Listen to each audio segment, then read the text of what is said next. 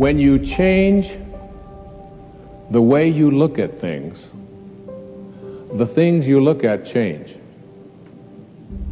Albert Einstein once observed that the most fundamental and major decision that you have to make in your life is this: do I live in a friendly or a hostile universe? Which is it? Is it a universe that is filled with hostility and anger and people wanting to hate each other and people wanting to kill each other? Is that what you see? Because when you see the world that way, that's exactly what you will create for yourself in your life. This is from great scientific minds. And the interesting thing is that this is not just a clever play on words, that when you change the way you look at things, the things you look at change. I'd like you to imagine the following scene. You're in your house. You've got your car keys in your hand. The lights go out. Power failure. You can't see a thing. You stumble around in your living room and you drop your keys. And you look around for a moment and you realize that you're never going to find them in the dark. But you look outside and you notice that the street lights are on. So in your mind, a light bulb goes off. I'm not going to sit around here in the dark and grope around looking for my keys when there's a light on outside. I'm going to go out here under the street light and I'm going to look for my keys. Why are you laughing? This makes a lot of sense. So you're out here and you're groping around and you're looking for your keys and you're looking and looking, and your neighbor comes along and says, "What happened, Wayne?" "Well, I dropped my keys." "Oh, I'll help you look for them." And the two of us are now down here looking for our keys. And looking, finally he says to me, "Excuse me, but where did you drop your keys?" "Well, I dropped them in the house." He said, "You mean to tell me that you dropped your keys in the house and you're looking for them out here in the streetlight? Doesn't make any sense." And I said, "Well, it doesn't make any sense to grope around in the dark when there's light out here." Now you laugh and you think how silly that is, but isn't that exactly what we do when we have a problem, a difficulty, a struggle that is located inside and we're looking for the solution outside, someplace outside of ourselves? It would be like going to the doctor and telling him all of your symptoms. And the doctor says, "Oh boy, you've got a lot of symptoms." And he starts writing out prescriptions. You need a prescription for this symptom, you need a prescription for that symptom. And finally he gets this 4 or 5, and you go to walk out and you say, "Well, I'd like my prescriptions." He said, No, I'll give this one to your mother-in-law, and I'll give this one to your neighbor, and I'll give this one to your daughter, and I'll give this one to your father. I mean, you're the one with the struggles and with the difficulties. Expecting somebody else to change or something outside of you to get better in order for you to make your life work is something you have to really take a hard look at. It's in here. And this is a very difficult principle for many people to get, but one that I believe very strongly in. I was in a group one time of drug addicts and alcoholics. And the sign on the wall said, "There are no justified resentments in this group."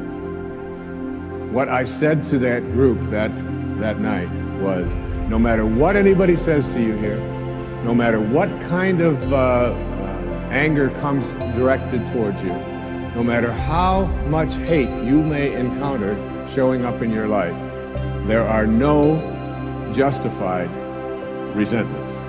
Meaning that if you carry around resentment inside of you about anything or about anyone, and I'm talking about the person that you lent money to and hasn't paid you back, I'm talking about the person in your life that you feel was abusive in your life, I'm talking about the person who walked out on you and left you for somebody else, I'm talking about all of the things that you have justified in your heart and in your life that you have the right to be resentful about. And I'm suggesting to you that those resentments will always end up harming you and creating in you a sense of despair. No one ever dies from a snake bite. The snake bite will never kill you. You cannot be unbitten. Once you're bitten, you're bitten. But it's the venom that continues to pour through your system after the bite that will end up destroying you. There are many ways to get the things that we want for ourselves in our lives, but basically it all begins with how we choose to think. As you think, so shall you be. 7 little words that I think are perhaps the most important things that we can learn and master in our lives. This old proverb notion that I become what I think about all day long.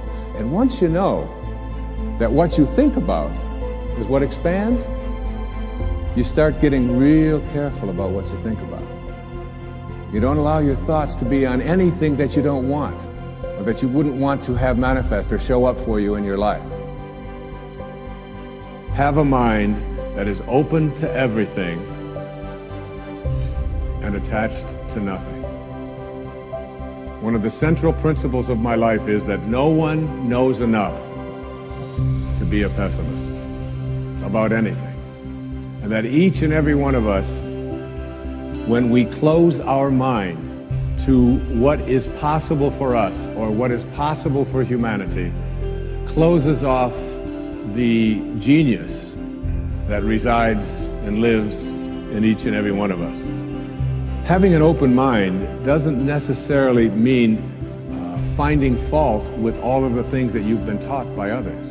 It means opening yourself up to the potentiality and the possibility that anything and everything is possible. So having a mind that is open to everything and attached to nothing really means finding within ourselves the ability to get rid of a trait that I find so common in the contemporary world. Do you know that most people that I meet spend their lives looking for occasions to be offended? They actually are out there hoping that they can find some reason to be offended. And there's no shortage of reasons. They're out there everywhere. The way this person dressed, what this person said, they turn on their TV, they hear the news, they're offended by this. Someone used language that they didn't like, someone doesn't share the same customs that you, and people all day long. In fact, if you keep track tomorrow, you will find probably 100 reasons that you can go around being offended. But a mind that is open to everything and attached to nothing is a mind that says, I'm never looking for anything to be offended by. And that whatever anybody else out there has to say, my response to that is, that's an interesting point of view. I've never considered that before. The next principle I call don't die with your music still in you. And who better to quote than Thoreau when he talked about some of us hear a different drummer, and we must march to the music that we hear. But all of you have some music playing. And all of you have a heroic mission. There's no accidents in this universe. We all show up here with a purpose. There's an intelligence that is a part of everything and everyone, and all of us are connected to it. And too many of us are afraid to listen to that music and march to it. You out there, I know you have a book you wanted to write. I know there's a composition you wanted to compose. I know there's a song you want to sing someplace. Maybe you want to raise horses out in Montana. Or maybe you want to open up an ice cream shop on Cape Cod. Who knows what it may be. Maybe you just want to travel and see the world. Maybe you want to go into a relationship with someone but you've been afraid to, but your heart says it's the right thing to do. All of us feel something.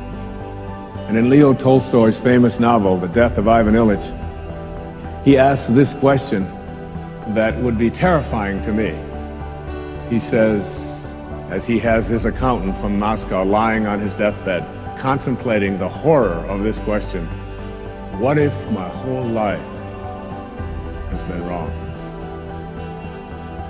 I've known what my music is. It's playing right now.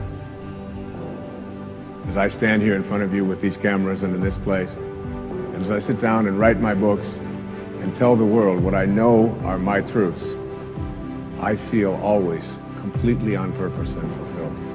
And no time will I ever come to the end of my life and say, what if my whole life has been wrong? Whoever you are, whatever that music is, however distant it may sound, however strange, however weird others may interpret it to be, don't get to the end of your life and know that you're going to leave and not have it played yet. Don't die with your music still in you.